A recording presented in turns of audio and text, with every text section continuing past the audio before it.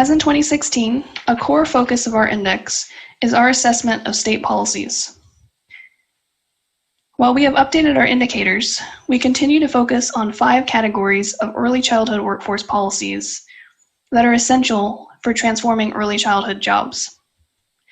These include qualifications and financial supports for education, work environments, compensation and financial relief strategies, workforce data, and financial resources. Qualifications and financial supports are included because we know that adequate preparation and access to foundational knowledge is necessary for teachers to develop the skills to provide high-quality learning experiences for children. Work environments, similarly, are crucial because workplace supports, such as paid planning time and paid time for professional development, are needed to ensure ongoing reflection, development, and educator well-being. We pay particular attention to compensation strategies because appropriate compensation and some measure of economic security are not only a matter of justice, but are also indispensable for attracting and retaining skilled educators. Furthermore, early educators' well-being is directly related to the quality of their interactions with children. Making progress in each of these 3 policy areas additionally requires building solid foundations by collecting quality, comprehensive workforce data and securing sufficient financial resources for the system. Data on the early childhood workforce across all settings and ages of children is essential in order to test the effectiveness of policies to prepare, support, and compensate the workforce, and to ensure effective use of public dollars. And further sources of public funding are required to resolve the problem of inadequate compensation and to build a more equitable system of early care and education for children and for families.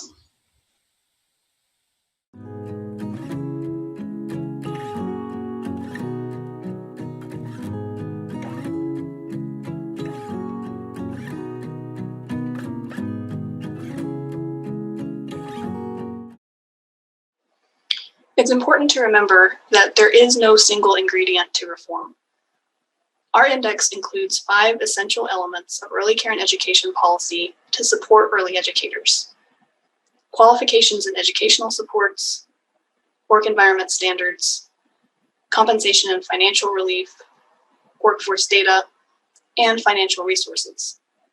And our advocacy toolkit includes our policy recommendations for each of these areas, all in one central place, along with examples of how to frame the issue for policymakers from different perspectives.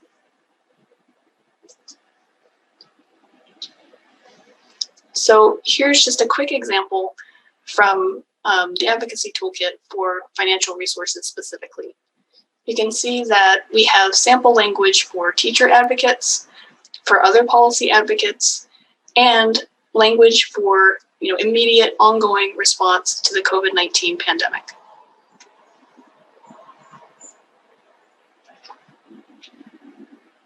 Additionally, and again, for each of the policy areas that I mentioned, we include detailed recommendations for state action.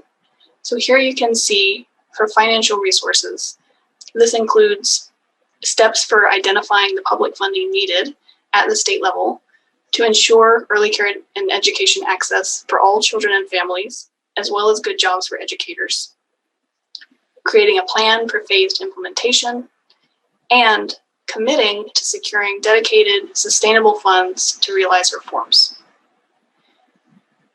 These policy recommendations can be used in conjunction with the specific data included in your state's profile.